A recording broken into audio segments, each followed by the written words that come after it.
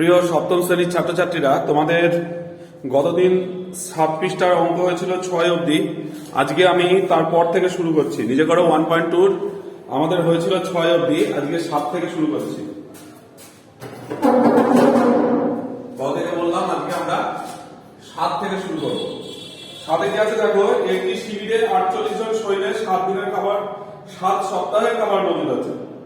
ঠিক আছে, ওই সৈন্য দলে আরো 8 জন সৈন্য যোগ দেয়, তবে ওই পরিমাণ খাবারে কত সপ্তাহ চলবে? ঠিক আছে, তাহলে কি লিখবো? সৈন্য দুটো কলাম হবে আমাদের, একটা হবে সৈন্য সংখ্যা, আর একটা হচ্ছে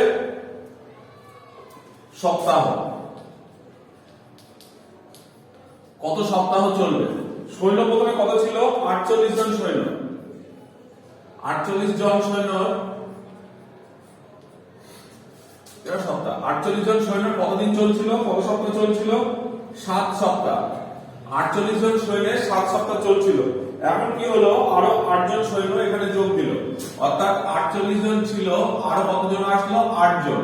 তাহলে কত হলো? 48 আর 8 48, 49, 50, এখানে 52, 53, 54, 55, 56। এখানে এখন হলো 56 জন, আর এখানে জিজ্ঞাসার চিহ্ন। তাহলে অঙ্ক শুরু হবে এদিক থেকেই, কারণ জিজ্ঞাসার চিহ্ন ওইদিকে আছে। তাহলে কি লিখবো? যে সৈন্য ও খাবারের কি সম্পর্ক? তোমাদের বাড়িতে ধরো 5 জন লোক আছে, 5 জন লোকের 1 কেজি মাংসতে হয়ে যায়। কিন্তু ধরো আরো বাড়িতে 10 জন লোক আসলো, তখন কি 1 কেজি মাংসতে হবে? তখন আরো বেশি মাংস লাগবে। অর্থাৎ লোক বাড়লে খাবার কমে যায়। খাবার যদি আবার বাড়ানো যায়, লোক সংখ্যা কি হবে? কম লাগবে। অর্থাৎ কিনা খাবার বাড়লে লোক সংখ্যা তখন অনেকটা বাড়বে। কিন্তু যদি লোক বেশি হয়ে যায় নির্দিষ্ট পরিমাণ খাবারে, তাহলে সেটা কমে যাবে। অর্থাৎ সৈন্য আর খাবারের কি সমস্যা সম্পর্ক হলো? ব্যস্ত সম্পর্ক। সৈন্য ও খাবারের ব্যস্ত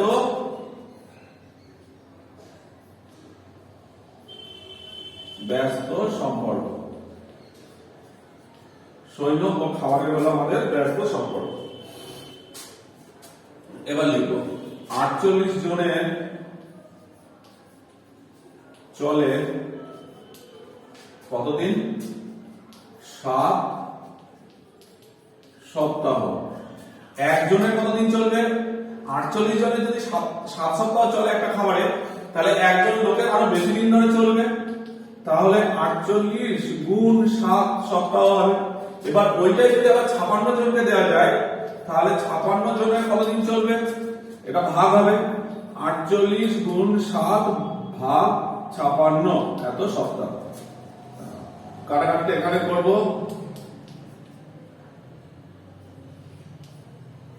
7 8 56, 8 6 48, কত সপ্তাহ হচ্ছে? তাহলে 6 সপ্তাহ। উত্তর লেখো। কি লিখবো উত্তরে? যে উত্তরে লিখবো ওই পরিমাণ খাবারে 6 সপ্তাহ চলবে। ওই পরিমাণ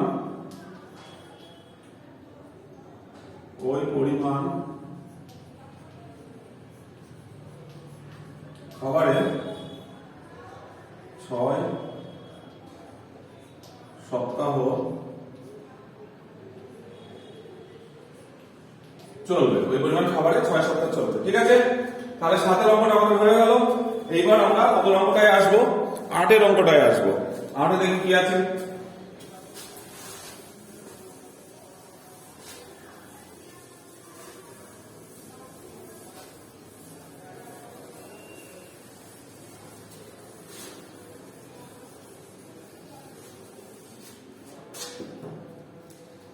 আট নম্বর অঙ্কটা দেখো।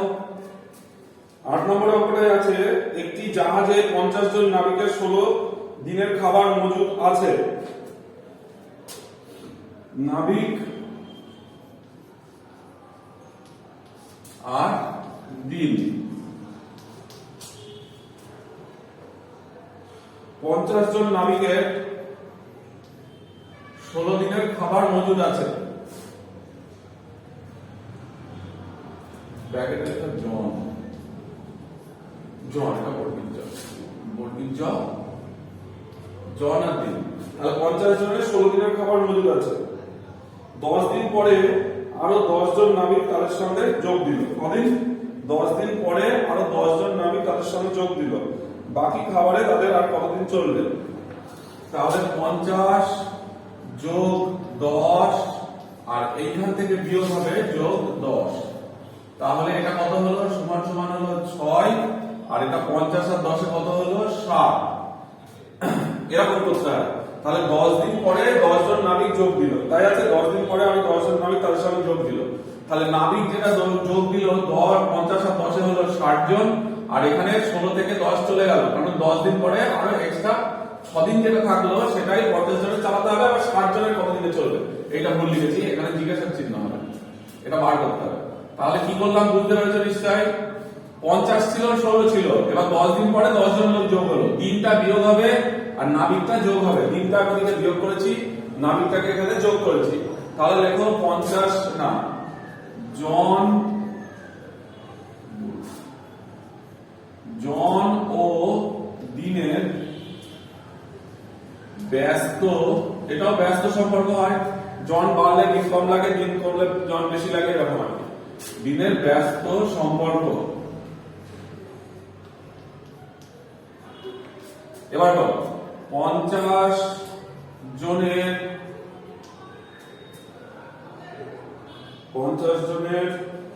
খাবার চলে, 50 জনের খাবার কতদিন চলে? 6 দিন। 6 দিন। একজনের খাবার চলে আরো বেশি দিন, 50 গুণ 6 দিন, আর হচ্ছে 60 জনের খাবার চলে কতদিন?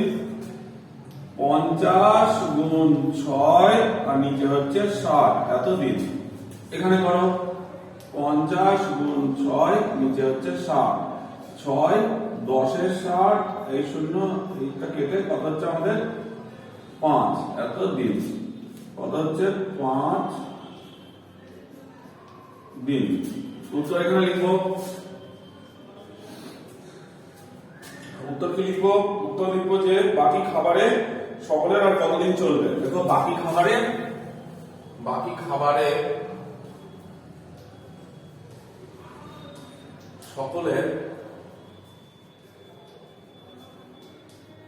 5 দিন চলবে।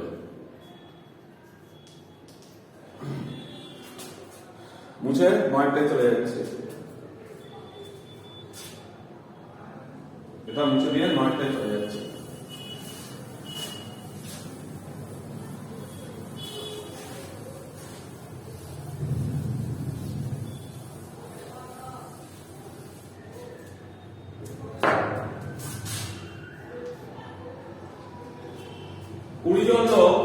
কুড়ি জন লোক ঠিক করলো 30 দিন তারা একটি বাড়ি সারানোর কাজ সম্পন্ন করবে।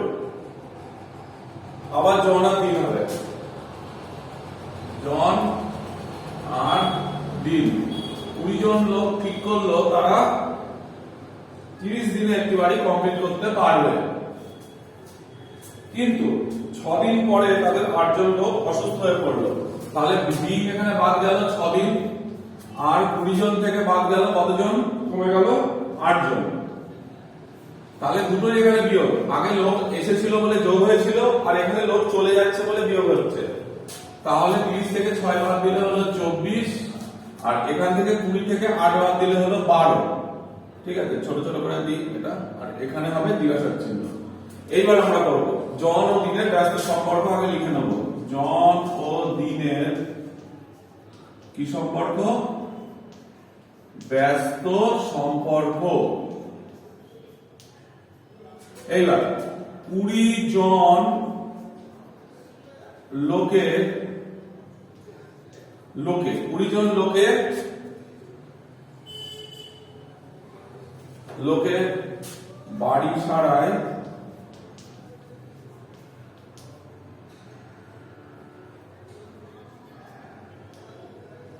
বসে হবে অন্তস্থ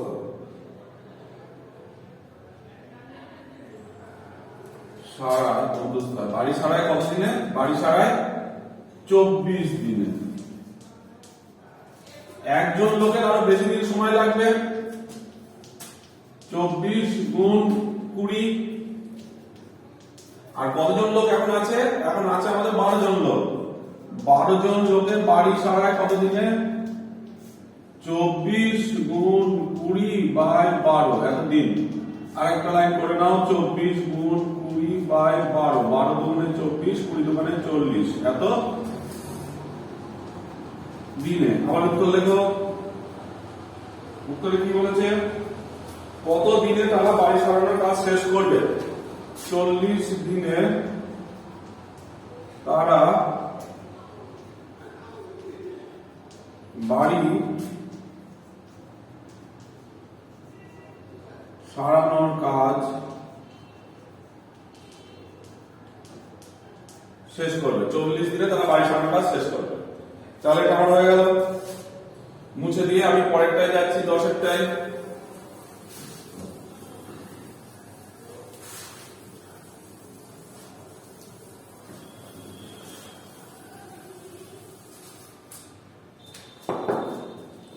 দেখো কি আছে?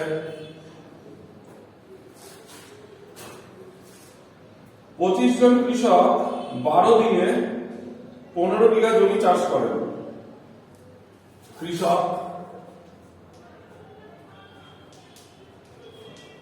ব্র্যাকেটে জন, কৃষক, এটা হচ্ছে জন লিখেছি। কৃষক দিন আর জমি, তিনটে কলম আছে। কৃষক কতজন? 25 জন কৃষক 12 দিনে 15 বিঘা জমি চাষ করতে পারে।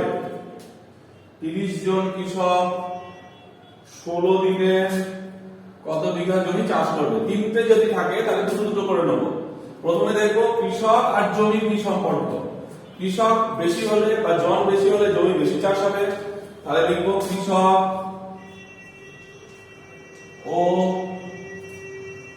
জমির সরল সম্পর্ক। কোনটা কোনটা করলাম আমি? প্রথমে এইটা আর এইটা করলাম, এবার এইটা আর এইটা করবো, সরল সম্পর্ক। আবার দিন আর জমি, এটাও সরল সম্পর্ক। যদি জন আর দিন হতো তবে ব্যস্ত হতো। কৃষকের সঙ্গে জমিও সরল সম্পর্ক, দিনের সঙ্গে জমিও সরল সম্পর্ক। দিন ও জমির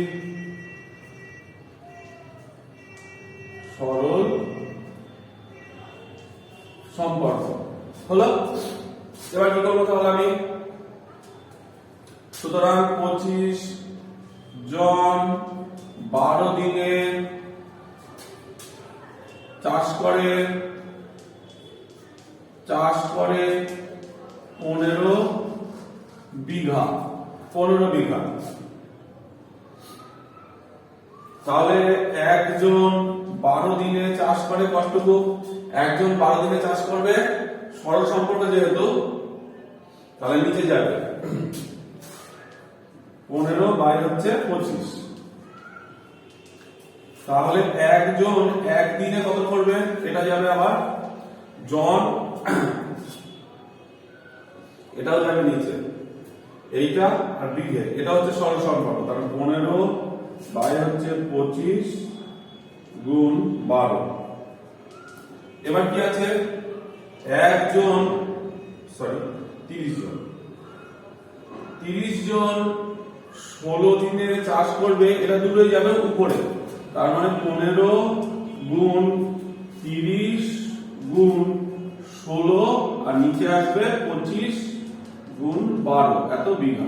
আরেকবার লিখে নিন, আমরা কাটাকাটি করবো। এইখানে উত্তরটা ওদিকে লিখছি, 15 গুণ 30 গুণ 16 আর 25 গুণ 12। 4 3 12, 4 4 16, 3 10 30 হলো। 5 5 25, 5 3 15 আর 5 2 গুণে 10। তাহলে কি কি হলো? 3 গুণ 2 গুণ 4, 2 গুণ 4, 4 দুগুণে 8, 8 3 24, কত হলো? 3 দুগুণে 6, 6 4 24 বিঘা। তাহলে উত্তর কত লিখবো আমরা? উত্তর লিখবো এইখানটায়। দেখতে পাচ্ছ তোমরা? আমি দেখি, দাঁড়াও, ক্যামেরায় দেখা যাচ্ছে কিনা নিচ অব্দি। হ্যাঁ, দেখা যাচ্ছে 24 বিঘা। তাহলে উত্তর কি লিখবো আমরা? যে 16 দিনে কত বিঘা জমি চাষ করবেন? উত্তর কত বিঘা জমি চাষ করবেন? 24 বিঘা জমি